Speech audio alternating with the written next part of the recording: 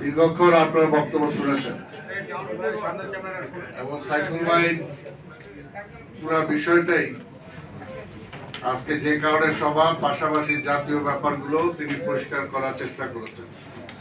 যেহেতু একসাথে আমরা রাজনীতি করছি, খুব বেশি একটা পার্থক্য হবে না তার চিন্তা চেতনার সাথে আমাদের। তবে যে কথাটা আমি বারবার এর আগেও বলেছি, ফ্যাসিবাদী সরকার যে কয়টা দুই একটা সেক্টর থেকে টাকা চুরি করেছে তার মধ্যে অন্যতম হলো বিদ্যুৎ। কিন্তু দুঃখের বিষয় যে ফ্যাসিবাদ বিদায় হওয়ার পরে এই সেক্টরের সাথে যারা জড়িত ছিলেন হাজার হাজার কোটি টাকা লোপাট করেছেন, কিন্তু সেগুলোর ব্যাপারে এই সরকার কিন্তু তেমন কোন উল্লেখযোগ্য স্টেপ নিয়েছে বলে অন্তত আমার মনে পড়ে না। কিন্তু এটা খুবই উচিত ছিল। বাংলাদেশের সবচেয়ে বড় অর্থনৈতিক ক্ষতিগ্রস্ত হয়েছে আমি মনে করি যে আজকে বিদ্যুৎ সেক্টরে। জানে তারে তারা বিদ্যুৎ সেক্টরে লাইসেন্স দিয়েছে, বিশেষ করে নিজের পরিবার নিজের আত্মীয় স্বজন তাদেরকে দিয়েছে, ভারতকে দিয়েছে। যেটা আমরা বলেছি আজকে এটা সত্য যে জনগণ কিন্তু এটা দ্বারা এফেক্টেড।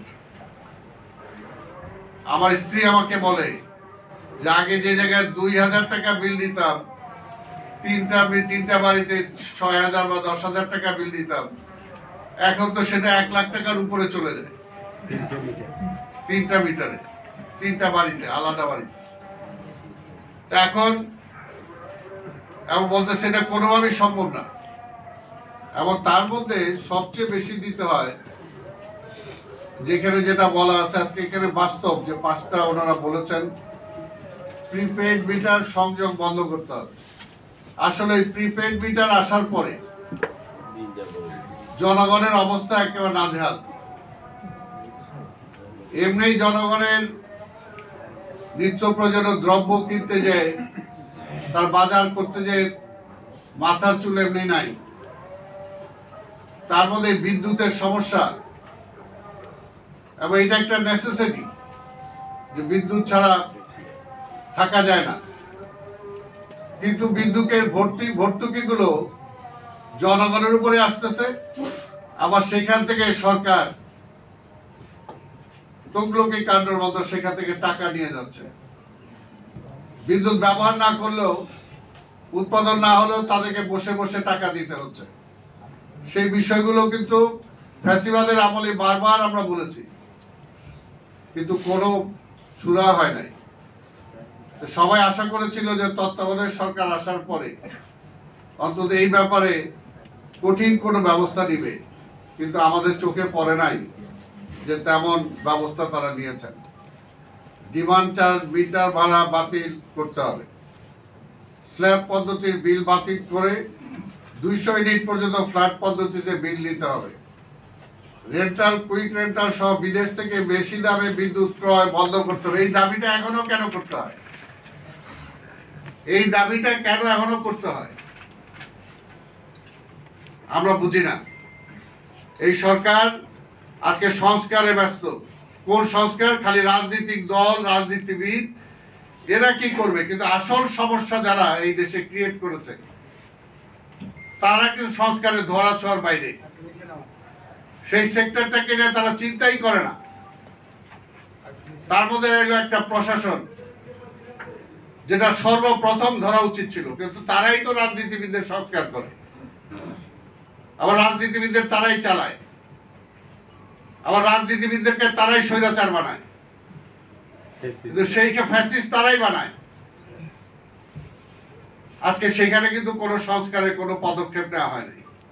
সব সমস্যার মূল হলো রাজনীতি আর রাজনীতিবিদ। অথচ স্বাধীনতার পরে আমরা রাজনীতিটাই ঠিক মতো করতে পারলাম না, রাজনীতির চর্চাটাই ঠিক মতো করতে পারলাম না।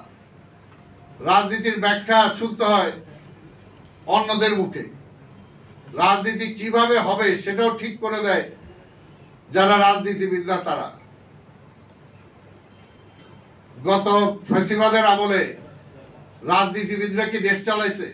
আমরা তো পার্লামেন্টে শুনছি, আমরা শুনছি আওয়ামী লীগের এমপিরা বলছে যে আজকে রাজনীতিবিদদের হাতে ক্ষমতা নাই। এবং শেখ হাসিনা একটা রাজনৈতিক দলের সভানেত্রী হিসাবে তিনি রাষ্ট্র ক্ষমতায় আসছেন, কিন্তু পরবর্তী সময় তো তিনি রাজনীতিবিদ ছিলেন না।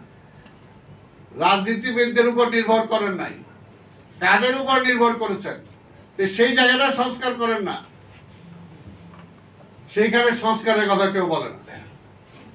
তাহলে কোন সংস্কারই কাজে আসবে না যে পর্যন্ত সেই জায়গায় সংস্কার করা না হবে। সব সংস্কার বেঁচতে যাবে।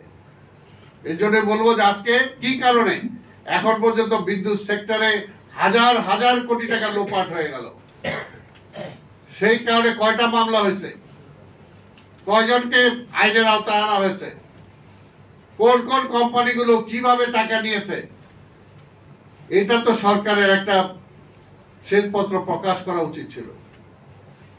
কারণ দুর্নীতি যে সমস্ত সেক্টরে হয়েছে সেগুলো তো শ্বেতপত্র প্রকাশ করা দরকার, কিন্তু হয় নাই। এর জন্যই আজকে আমাদের প্রত্যেকটা সেক্টরে যে অবস্থা, জনগণের অবস্থা ত্রাই ত্রাই অবস্থা, তার মধ্যে দিয়ে চলতেছে ষড়যন্ত্র। নির্বাচন কত পিছানো যায়, নির্বাচনকে সরকার দরকারটা কি? তাহলে ভাই কারা সরকার চালাবে? এই সরকারই চালাবে? সেটাই বা কি ফর্মুলায় তারা চালাবে? তাদের দায়িত্বটা কিভাবে আসবে? কিন্তু নির্বাচন নিয়ে খালি যখন আমরা দেখছি ফ্যাসিবাদের আমলে ফ্যাসিস্ট হইলই কিন্তু নির্বাচনের কারণে, কারণ সে নির্বাচন দিতে চাইলো না, যে নির্বাচন দিলে সে ক্ষমতায় থাকতে পারবে না, সেই কারণে নির্বাচন দিল না। আবার 5ই আগস্টের পর থেকেই বিএনপি যতই খালি নির্বাচনের কথা বলে ততই বলে বিএনপি ক্ষমতার জন্য পাগল হয়ে গেছে। বিএনপি তো ক্ষমতার জন্য পাগল না, কারণ দেশের অবস্থার জন্য পাগল। কারণ দেশের ক্রাইসিসের কারণেই এই বিএনপির জন্ম হয়েছিল। 75 সালে যখন আমাদের স্বাধীনতা বিপন্ন হতে চলেছিল, গণতন্ত্র তো আগেই খায় ফেলছিল বাকশাল করে, সেই স্বাধীনতা বিপন্নতার মুখেই কিন্তু শহীদ রাষ্ট্রপতি জিয়া রহমান যেমনি 26শে মার্চে ধূমকেতুর মতো আবির্ভাব হয়েছিল স্বাধীনতার ঘোষণা দেওয়ার জন্য, ঠিক তেমনি ভাবে 75-এর 7ই নভেম্বর আবার জিয়া রহমানের আবির্ভাব হয়েছিল এই দেশকে স্বাধীনতাকে রক্ষা করার জন্য, গণতন্ত্রকে ফিরিয়ে দেওয়ার জন্য। আজকে যারা বিএনপির সাথে অন্য কারো তুলনা করেন, তখনই কিন্তু এই চিন্তাটা আসে যে বিএনপির একটা অতীত আছে, যেটা গ্লোরিয়াস অতীত। সমালোচনা খুব কম করা যাবে, কিন্তু বললাম যে বিএনপির জন্মই হয়েছে সেই সময়।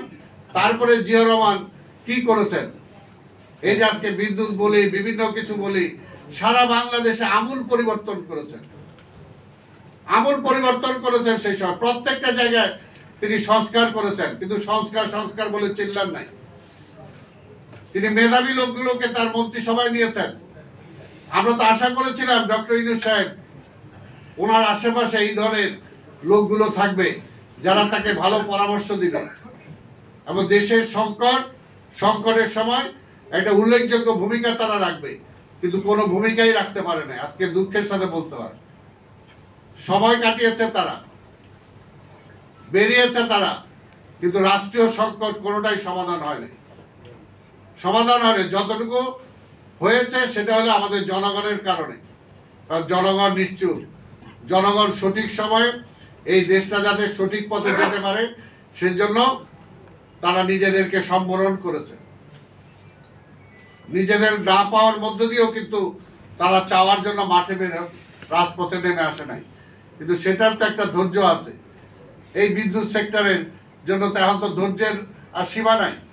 মধ্যবিত্ত পরিবারগুলো, নিম্ন মধ্যবিত্ত যারা আছে, সাধারণ কৃষক যারা আছে, এই বিদ্যুতের উপর নির্ভর করতে হয়, তাদের অবস্থা তো খারাপ। তাদেরকে বেশি টাকা দিতে হয়, কিন্তু সেটার জন্য সরকার যে তাদের পাশে দাঁড়ানো দরকার, সরকার যে ভর্তুকি দেওয়া দরকার, সরকার যে চুরিগুলো বন্ধ করা দরকার, লুটপাট করা বন্ধ করা দরকার, সেদিকে তো দৃষ্টি দেয় নাই। বলে সিন্ডিকেট সিন্ডিকেট। আরে সিন্ডিকেট ভাঙে না কেন? এখনো তো সিন্ডিকেটের মধ্যে দিয়ে সবকিছু চলছে। সেই স্বৈরাচার আমলে যারা ব্যবসা করত এখনো তারাই ব্যবসা করতেছে। অন্য কেউ যদি ব্যবসা করে তার লাইসেন্সই ব্যবসা করতে হয়, তার লাইসেন্স নিয়ে ব্যবসা করতে হবে। কারণ এই প্রতিষ্ঠানে আইন করে রেখেছে এত কোটি টাকা যারা ব্যবসা করেছে তারাই ব্যবসা করতে পারবে। তাহলে সিন্ডিকেট থাকবে না কেন? তাহলে সিন্ডিকেট